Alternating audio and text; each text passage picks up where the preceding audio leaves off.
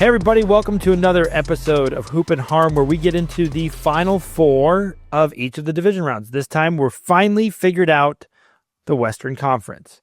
This time OKC, who's been sitting around waiting happily, gets to play the Denver Nuggets as the Denver Nuggets dismantled the Clippers in Game 7. The second half turned deadly. It was terrible. Yeah. I don't know what I witnessed, but the Clippers did not look good at all. No. I will say this, you're a Knicks fan. That was embarrassing, and I would be very sad if my team did that. Oh, wait, the Suns did that before. Suns had a Game 7 like that. Oh. But it was like in the first half, and we had like good players, and it didn't work out very well. So here we go. We have a new series. So any thoughts to say bye to the Clippers on? So,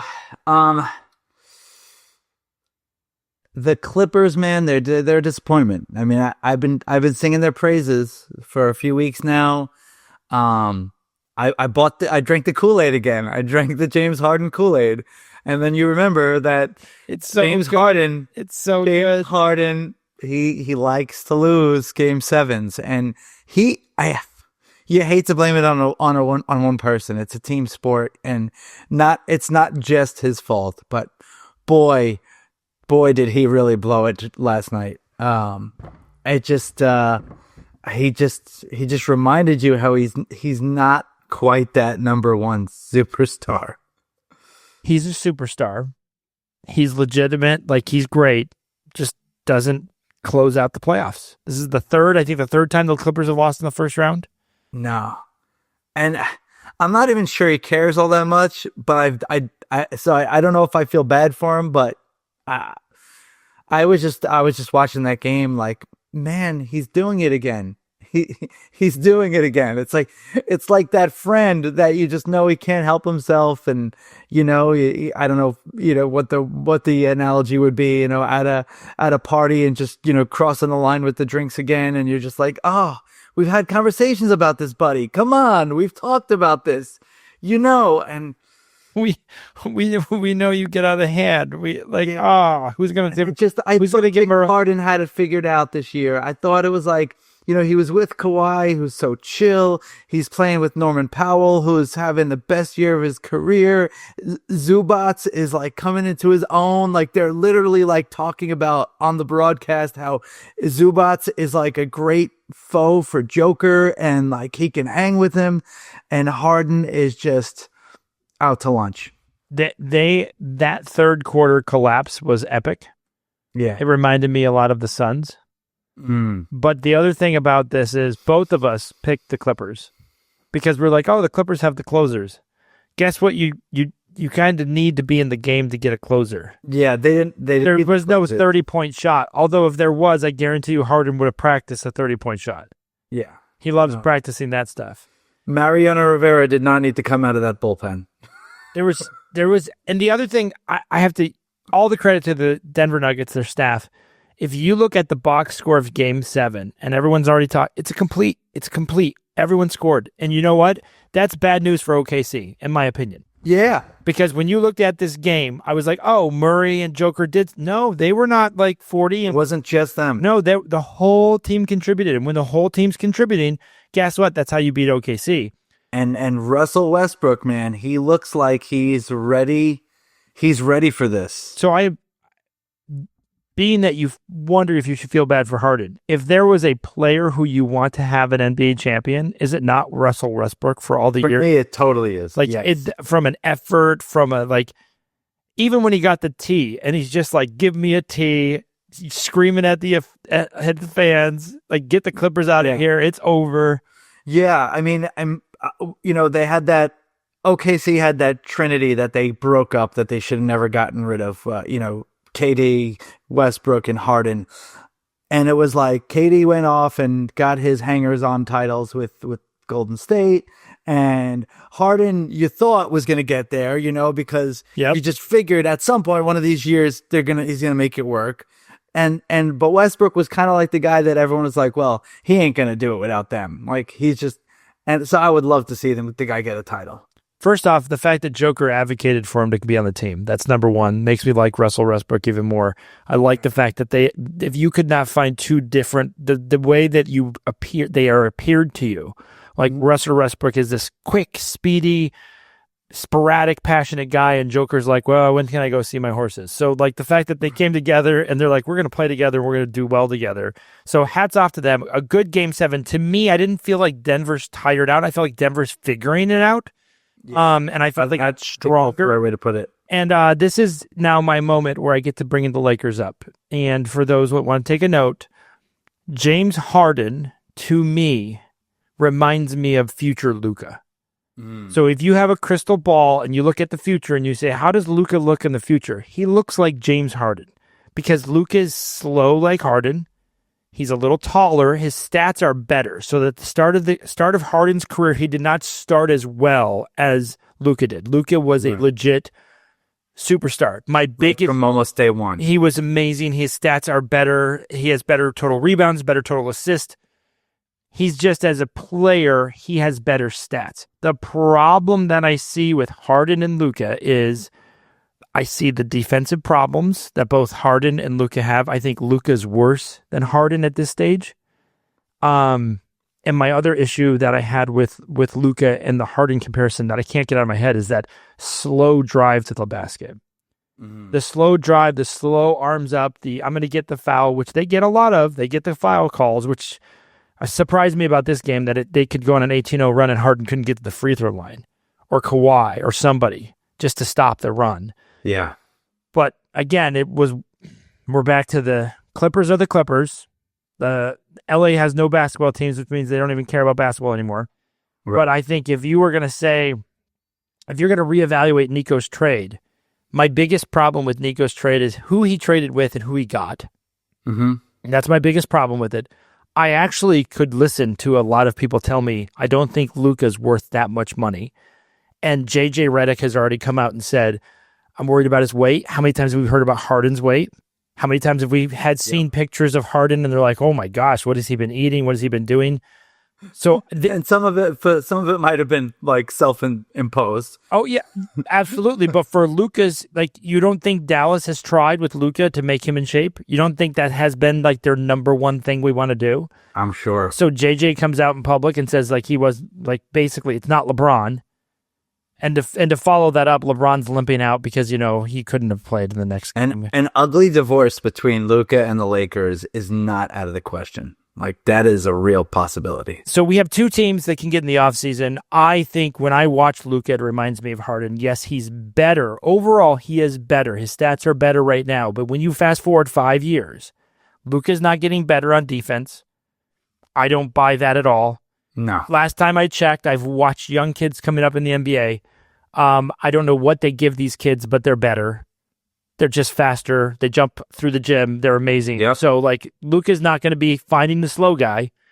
So, can the Lakers build around Luka? Can some team build around? Yes, absolutely. Harden has been built around. Absolutely. You can. He is a wonderful player. Will be a great asset. Will he ever get the championship? Will he be like Harden? Will we look back and go, does he really care? Does he really want it? I would argue that Luka probably cares more than Harden. But that's a hard thing to gauge once you start making the money. Yeah, you can't say that. I mean, you just don't know. But I do think that's a conversation we'll be having for the length of Luka's career. I completely agree. So here we go. Finally, we get to the series. OKC plays the Nuggets. They were 2-2 this season in the regular season, which I thought was interesting because if you looked at OKC, they didn't lose a lot, but they lost twice to Denver. OKC's at home. What do you say? I love it. I love this matchup. I think, honestly, maybe out of all the teams left in the Western Conference, they give OKC the best shot. Like, to me, this might be like, the Western Conference Finals, if you will. I mean, look, anything can happen. And certainly if Denver would upset OKC, they could lose in the next round for sure. But I just think this is the best matchup for them. I think you got the Nuggets kind of starting to figure it out. They have the pedigree. They've been there before, which is, Yes, OKC made a run last year, but they fizzled out. This time they're the expected ones. They're the ones that people are expecting to win. So they have some pressure, I think. You and I have said this. It's kind of a choke job if OKC doesn't make it to the NBA Finals. Like it's got to be them, right? So I mean they have Jokic, who is still the best player in the world, or top 2-3. And they have a team, and they're playing really inspired.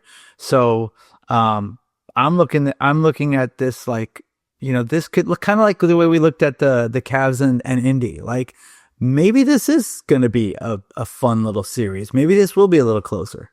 We have the battle of the MVPs that everyone wants to talk about too. So they get to ESPN gets the love on this, which is great. Yep. Everybody's going to have a good time with that. Here's the keys that I see in the series, and the thing that I saw last series was really striking to me. I felt Denver became more of a complete team, but I also felt when I watched OKC, and I know they played Memphis, and the Memphis road games were really bad to me for OKC. Yeah. To be down as much as they were in the first half, I know they came back after Morant got hurt, but then the Morant did play Game 4, and that was a game all the way to the end. Yep. And if you were going to say like, if OKC plays like that on the road, great. Denver wins all 3 road games. Wins all 3 home games. Because if OKC can't play like that against them. Yeah. So that means OKC's got to be perfect at home. This is a young team. And I feel like you have the seasoned Denver team that lost to Minnesota last year. They felt that. They went Game 7 with Minnesota. They've lost. They blew a lead at the end of the game. Got tired out. Similar story to lots of people who play Minnesota. Mm-hmm. I feel like this matchup is really bad for OKC. The more I think about us picking the Clippers, like OKC was hoping for the Clippers. Oh, definitely. Now looking at Denver getting rid of the Clippers in 7, I feel this is the first time I think a 7-game series benefited Denver. For sure. I think the longer the series went on, the better they got. Now here's the I don't think it's great that OKC was sitting on the sidelines for a week now. But after 2 bad road games. Like, neither of those road games you want to look at the film. In fact, I would throw the film out of the Game 3. I would just toss that. Game 3 was really bad. And then Game 4 wasn't fantastic either. So I have my concerns for OKC, and then I go back to Game 1. We talked about Indiana and the Cavs. We talked about the Cavs sitting around, and then Game 1's one you can steal. If you're Denver, Game 1 you can steal. You can. I mean, it's ripe. I mean, you're flowing, you're feeling good. There's no breaks now. It's every other game you get to play. Every day you get to play now. So there's no more breaks. I feel like, I just feel like this matchup is really, really shaky for OKC. Yeah, it's intriguing. I think we're gonna have a series here. I think there's a really good chance that Denver can come in and punch them in the mouth to start the game. OKC has been disciplined all year. We've raved about their coach. So all it would take, and I don't say that lightly, but I do say it because it's very possible. Like, all it would take is for them to just settle into their system and, start playing their game in the second half, and a big lead for Denver could disappear quick, the way that OKC plays and what they're capable of. But, to your point, they've been on the bench. They've been sitting around. They kind of had 2 stinkers that they were lucky to get out of. And now they're facing a team who's battle tested. And the other thing that I noticed, which is really bad when you play one of these bad teams, Memphis was terrible at passing. That was the one thing when I was watching it. They're interior guys, they're big guys, the guys that were passing. It was just bad passing. So they really haven't the Nuggets are not. No, the Nuggets have a very good passing team. I do feel like OKC, when they win, they're going to win big. We saw that with the Clippers. Yeah. When the Clippers beat Denver, I mean, they did blow out Denver once. Denver blew out the Clippers twice. I do feel like OKC in their victories have a chance to really beat them by 20. But I feel like this is the right team. If you're getting beat by 20, they don't care. Yeah. And the other thing to me is, like, you're not going to like demoralize Denver. And you know what? I'll say this about Denver too, and I think this is kind of the point you're probably making. Like they can take a bad game and throw it out the window and be the better team that we know they are, because they proved it. They've done this before. Again, like you said, they're not going to be demoralized. Joker's not going to lose sleep if they get blown out in game 2 or game 3 or whatever. He's gone to bed that night with horses and, the countryside on his mind. Like, he's not worrying about it, and he'll get up for the next game, and you'll see a different team. So, whereas some of these other teams that are just kind of like experiencing the playoffs for the first time, that is demoralizing. That does get them shook. I feel like they're going to have to attack Joker on defense, and that OKC doesn't have the big guys that do that.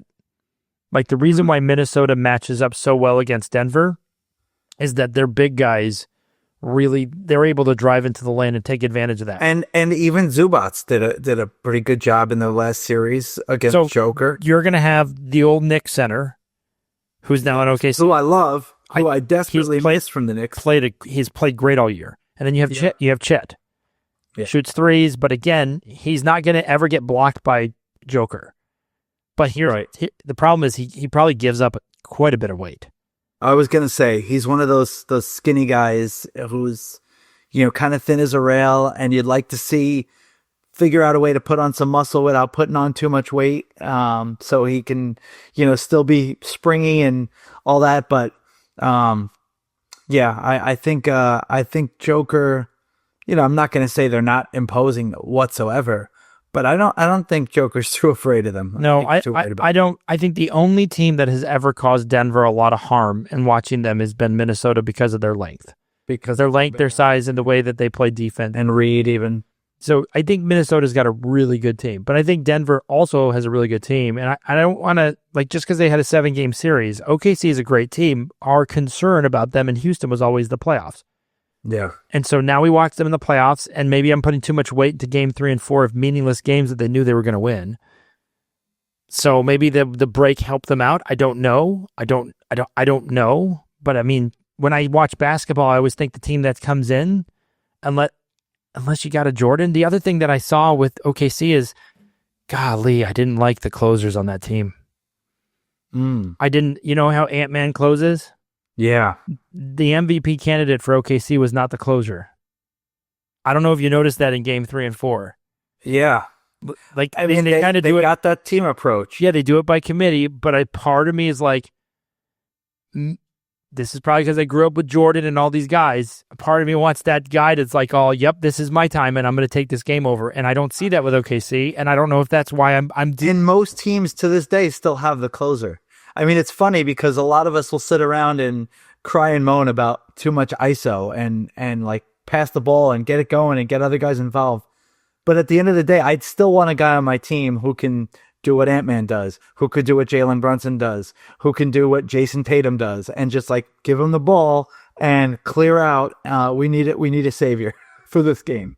Correct, because they're playing good team defense. We don't want a bad read, a bad pass. So the question is, will OKC rise up, or what we see with Denver? How long do you see the series going, and how do you see it? How do you see it unfolding? Before we started the recording, I was thinking 6.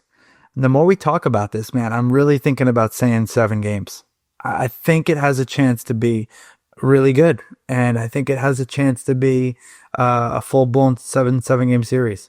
And you're still with OKC? I'm still with OKC. I really am. I still think they more often than not will be clicking, and so I think, man, they make great adjustments. They've done it all year. Teams have come out and punched them in the face in the first half of games, and they've come out a different team in the second half. So I've seen it, and I think I believe it. I'm hedging between 6 and 7. I guess I'll go with what I'd like to see, and that's 7. So your heart is saying 7. You thought it would be 6 in your head, but you're still OKC in 6 or 7. Yes. Okay. Exactly. So here's where this is what happens when you watch basketball. So I didn't like Denver going in because they changed their coach because of the way that they played going into the playoffs. Then they play in the playoffs against the Clippers, and they look better to me. They look better than I thought. They look more composed. They look better as a team. I see this series flipping in my mind, and I see OKC saying bye-bye and Denver moving on. I think Denver's early exit last year kind of did something to them as a team. They've been unhealthy the majority of this season, and now they're all back. They're all feeling good. They will lose, and when they lose, they may lose 25 they may lose 2 games by 30. But I see this 6 games. Denver's at home. They take it in 6 games. It doesn't go to 7. I could easily see OKC winning in 6 and 7. Absolutely. My pick is Denver because I feel like Denver has, and this is, again, my old school bias coming in, everybody. When you've been seasoned, you've been in the playoffs, you've won it all. And then I listen to the Denver coach and I listen to the Denver players, and maybe just because it's a 7-game series and I haven't seen them in a bit, but I feel like you have to move up the ladder before you win a championship. And I don't think OKC has moved up the ladder enough. And I'm really giving them poor grades on game 3 and 4 against a really, really bad Memphis team. Yeah. And if they were better on the road, I'd be like, oh, they showed me that. They did not show me what I wanted to see. And that's worrisome to me, especially when I see what my eyes are telling me Denver is, which is, guess what? We're now a harder team because you can't focus on Murray. You can't focus on Joker. You got to focus on everybody. Yeah. And I don't know what I'm going to, again, I don't see a sweep. There's no way in my mind I see either team sweeping. Absolutely. Denver is going to get, I think Denver's going to get a couple wins at least. I've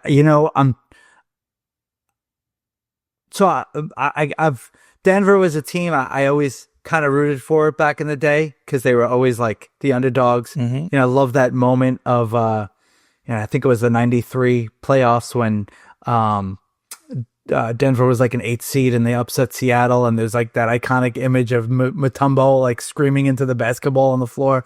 I love that. Like when I was a kid, that's one of my favorite basketball memories. The saddest part, watching Gary Payton and Sean Kemp lose in 5, yes, to Denver. Oh. Yeah, it was beautiful. That was a great Seattle team. Great Seattle team. And but the Nuggets came to play, and it was fun because the Nuggets usually didn't do anything worth mentioning. Yep. So I got a special place in my heart for them. I everything you're saying is things I've been thinking. I guess I'm just trying not to be a prisoner of the moment. I'm looking back on the whole year in totality, and I think I just think I have to go with OKC.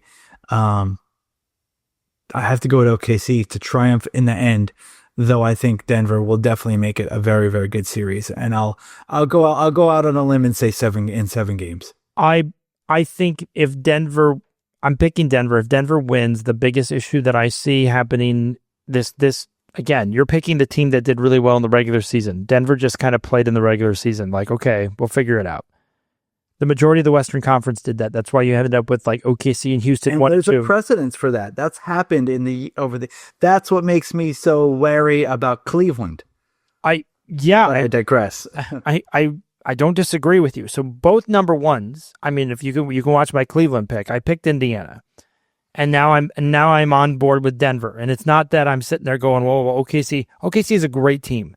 Mm-hmm. But there's just something different about that playoff moments, the playoff, like, who can get an easy bucket when you need an easy bucket. And I agree with you. OKC can certainly do that. So this is by far will be a 6-game series. I don't see it being 4 or 5, 6 or 7 for sure. I'm picking Denver. If Denver wins in 7, I'm still going to say I got it. Obviously, if they win in 6, I feel even better. If OKC blows them out, like if OKC runs them out of the gym, I'll be floored. I will be floored. I don't see Denver running them out of the gym. I'll put not that every game. That's for sure. No. I'm just saying, like, if there was a sweep or a team to win in 5, I wouldn't put Denver on that. Yeah. Like, OKC's going to win too. If OKC sweeps or wins in 5 games to Denver, watch out, NBA. Like, the Thunder are legit because Denver is a good team. And so to do that to them, And I guess show me. Show me. Like, prove it to me. Like, Minnesota had to prove to me that they could beat Denver in the playoffs and took them 7 games in a really crazy series, if you remember last year. Yeah. That was an intense series. It exhausted. It was nuts. And then Minnesota was like, we got to get better. We got to train harder. We got to be better. So, to me, that's what I see. If OKC can do that, that's great. And Denver, to me, if Denver becomes that team that you have to step over to prove that you're worth in the playoff, like that's a good measuring. That's a good measuring team. Yeah, and it means they're not dead. I mean, it means that there's life in them, and it's beyond this season. And the other thing that I really liked to see in that first series was Murray going off. Oh, He's been off. He's been out for a while. So I just feel like the pieces are coming together for Denver. They're coming together. I don't feel like OKC's pieces are falling apart, but again, they haven't been here. Yeah. So I'm just going to go with what I know. I know Denver can do it, so I'm going to pick Denver in 6. You got OKC, and that's the first of our Final Four in the Western Conference. We got a lot. The only one I think we've agreed on is Boston. Yeah. And that one I think one of us would have to have been in the loony bin to pick the Knicks.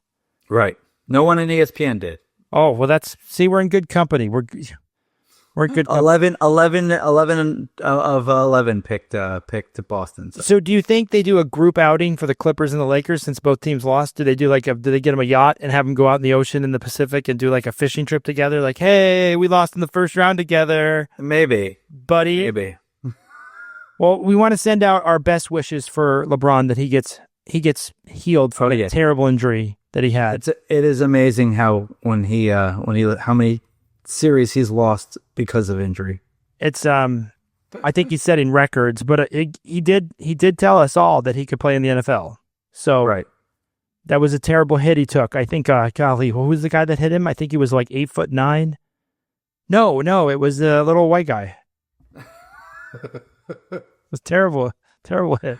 Terrible hit. I can't get enough of the Lakers post stories and then get in shape. You're telling, he's going to make $70 million. Good luck. Good luck. I'll be following that Hollywood drama story real closely. So here we go. We're going to kick off Western Conference, Eastern Conference, and then you'll hear from us when we'll be doing some regular shows. Just checking in with you, and you can check in with us how nervous or how good we feel, how surprised or how excited we are. I'm your host, Brendan. That is, as always, Nolan, and this is Hoop and Harm. Like, subscribe, comment, tell us where we're right, tell us where we're wrong.